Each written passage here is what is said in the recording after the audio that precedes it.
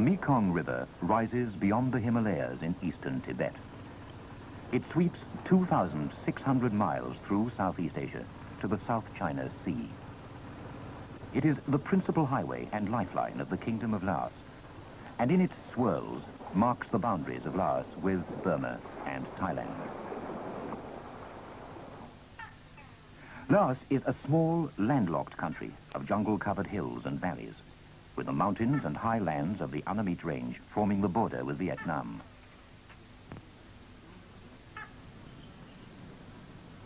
Laos can look back to a golden age when the country was strong and united. But for the last 2 centuries, it has been divided and weak, a bone of contention between powerful neighbors.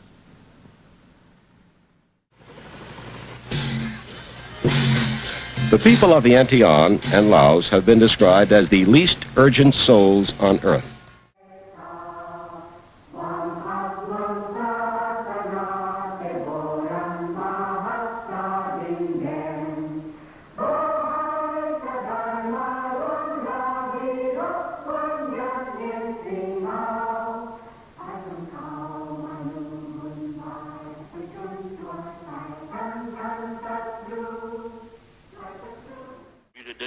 Que la République démocratique du Vietnam a porté la guerre au Laos. ท่านประธานข้าพเจ้าขอประกาศว่าสาธารณรัฐเวียดนามเหนือเป็นผู้สร้างสงครามในพระราชจักรลาว At the time of the Geneva Agreements in 1962, the United States accepted Prince Suvarnabhuma as Prime Minister with some reluctance. He was a neutralist, but he seemed to be more neutral on the side of the communists. Indeed, he was their candidate. Since then, he has emerged as a pro-Western nationalist. The security of all Southeast Asia will be endangered if Laos loses its neutral independence. Its own safety runs with the safety of us all, in real neutrality observed by all. I want to make it clear to the American people and to all the world that all we want in Laos is peace, not war. A truly neutral government, not a Cold War pawn. A settlement concluded at the conference table and not on the battlefield. Now, what President Kennedy did about Laos was to get an international agreement to cool things off. When he met Khrushchev in 1961, the one thing they agreed on was not to let Laos become an active theater of war.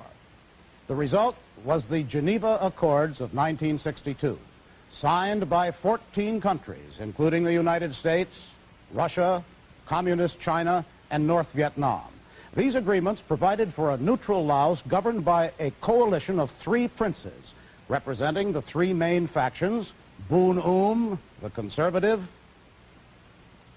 Suvarnabhuma, the communist, and the neutralist Suvarnabhuma, who became premier.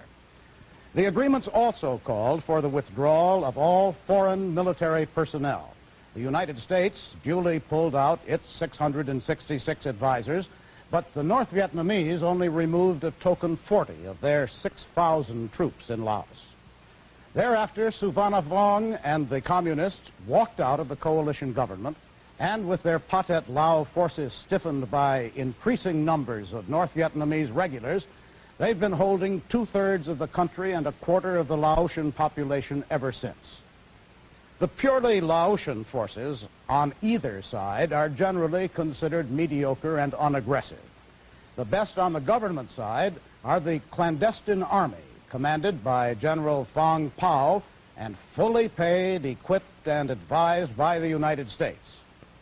The Pathet Lao, although trained in North Vietnamese tactics and equipped with Russian and Chinese weapons, are not considered very formidable either.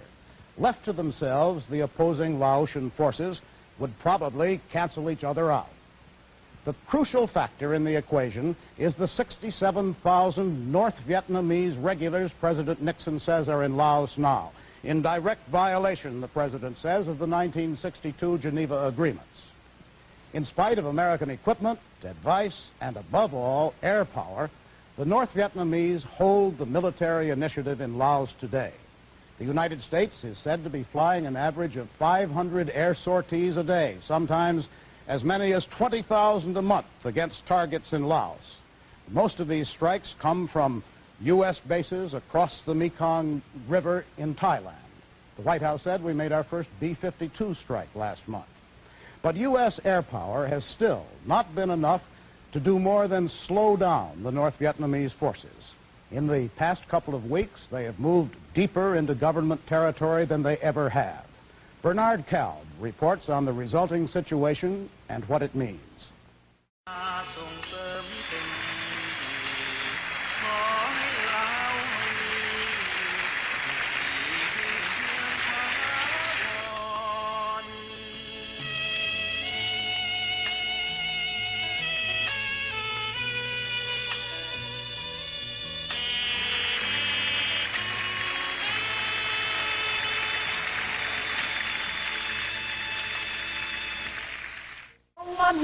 Trong man nhân lưới lưới bay, âm nạt lành